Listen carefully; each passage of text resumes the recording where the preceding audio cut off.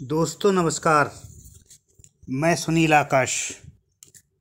हामिद अंसारी वर्तमान उपराष्ट्रपति वेंकैया नायडू जी के पूर्ववर्ती उपराष्ट्रपति थे। इनका कार्यकाल सन 2007 से 2017 तक रहा। ये देश के 2 बार उपराष्ट्रपति रहे, मगर इन पर कई प्रकार के आरोप पहले भी लगते रहे थे कि उन्होंने भारत विरोधी तत्वों के साथ मिलीभगत की। कहा जाता रहा है कि उन्होंने देश के संवैधानिक पद पर रहते हुए भी देश के प्रति वफादारी कम निभाई और इस्लामिक कट्टरपंथियों का कई बार साथ दिया। दोस्तों, आपको बताता चलूं कि ये उपराष्ट्रपति बनने से पूर्व विभिन्न देशों में राजदूत का पद भी संभाल चुके हैं। इन साहब के बारे में अभी 2-1 दिन पहले एक पाकिस्तानी पत्रकार ने बड़ा सनसनीखेज खुलासा कर दिया है। पाकिस्तानी पत्रकार का नाम है नुसरत मिर्ज़ा।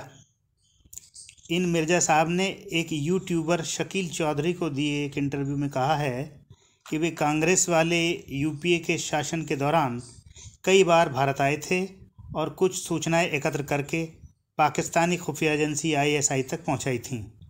जब वे भारत में आते जाते रहे, यह समय सन 2005 से 2011 के बीच का था। मिर्ज़ा ने कहा है कि उनका यह आने जाने का प्रोग्राम जब भी बना तो उनको भारत के कुछ शहरों में घूमने की इजाज़त उपराष्ट्रपति के सहयोग से ही मिलती थी। मिर्ज़ा ने दावा किया है कि उस वक्त में भारत में 56 मुस्लिम सांसद ऐसे थे जो उनके दोस्त बन गए थे। वे सांसद भी मिर्ज़ा के बड़े मददगार साबित हुए थे। मिर्ज़ा का कहना है कि वे भारत में आतंकवाद के विषय पर हुए सेमिनार में भाग लेने के लिए भी भारत गए थे। इस सेमिनार में आने के लिए उन्हें उपराष्ट्रपति हामिद अंसारी ने निमंत्रण भेजकर भारत में बुलाया था। इस दौरान जब वे आए तो कई दिन भारत में रहे, इधर उधर घूमे और उन्होंने काफ़ी सारी जानकारियां जुटाई थीं जिन्हें बाद में आईएसआई को दे दिया था। यूं तो मिर्ज़ा ने काफ़ी सारी बातें कही हैं, मगर उन सब का सार संक्षेप यही है कि हामिद अंसारी जी की कृपा से उन्हें भारत में जहां भी मनाया घूमने का मौका मिला। पाकिस्तानी विदेश मंत्रालय में भी उनकी खातिर तवज्जो खूब हुई और उन्होंने भारत से पाकिस्तान को लाभ पहुंचाने वाली कई गोपनीय सूचनाएं एकत्र की और फिर पाकिस्तानी खुफिया एजेंसी आईएसआई को दे दी। दोस्तों, वर्तमान में पाकिस्तानी पत्रकार नुसरत मिर्ज़ा के इन बयानों से हामिद अंसारी के खिलाफ पहले से लगे कई आरोपों की याद भी ताज़ा कर दी है। एक बार रॉ के पूर्व अधिकारी श्री NK सूद ने खुलासा किया था कि वे जब ईरान की राजधानी तेहरान में थे उस समय हामिद अंसारी ईरान में भारत के राजदूत हुआ करते थे। तो तब श्री अंसारी ने वहां मौजूद रॉ के गोपनीय तंत्र की सूचना ईरान के अधिकारियों को दे दी थी, जिससे वहां कई रॉ के अधिकारियों की जान खतरे में पड़ गई थी। ईरान के अधिकारियों ने इन रॉ के अधिकारियों पर जानलेवा हमले कराए और उन्हें बहुत सी तकलीफें दी थीं। ऐसे आदमी को कांग्रेस ने 2 बार भारत जैसे धर्मनिरपेक्ष देश में उपराष्ट्रपति बनवाया। आपको लगता नहीं कि कितने कमाल की बात है? कैसी लोकतांत्रिक सोच है हमारे कांग्रेसी नेताओं की।